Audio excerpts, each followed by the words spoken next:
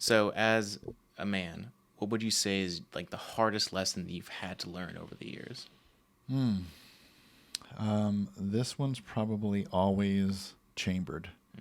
Um, Realizing that your dad is always going to be a role model. It just, he may not be a great one. Mm. My dad was not a great role model. Mm. Cold, hard fact. I hate to say that, but great work ethic, hard worker, had a very broken, dysfunctional childhood, and just could not better himself at being a dad or an example of a dad. And that bled over to his marriage as well.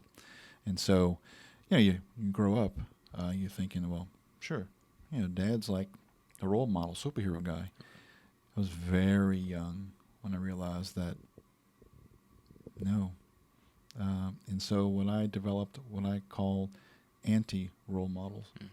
And so I looked at my dad as well as other guys in my life and found things I did not want to repeat, which, fair or unfair, every guy has that list of things you don't want to do. And full disclosure, for those out there who don't know, Joshua here is my oldest son. So I have two sons, Joshua and Noah.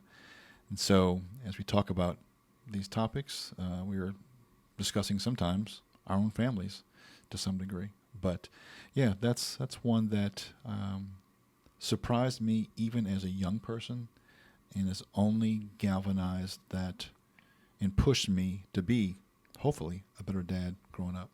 I mean, sometimes it takes seeing the damage that people can cause to themselves and those around you to realize, I don't want to be any part of that. I mean, it's a wake-up call for some of us. I mean, like you said, there's plenty of guys that I know that I look at and go, whether it's professionally, relationship-wise, or even, career-wise. I mean, there's a lot of different things you can look at that, I like that portion of that person's life, or I don't like that person, because that's usually it's not all one or the other. Sure. It's not just, hey, I don't want to be any of that guy. And there could be some pieces that you do like, but sometimes the anti-role model has more weight as a cautionary tale. I had a very cautionary tale as an example. Sorry to say that. So.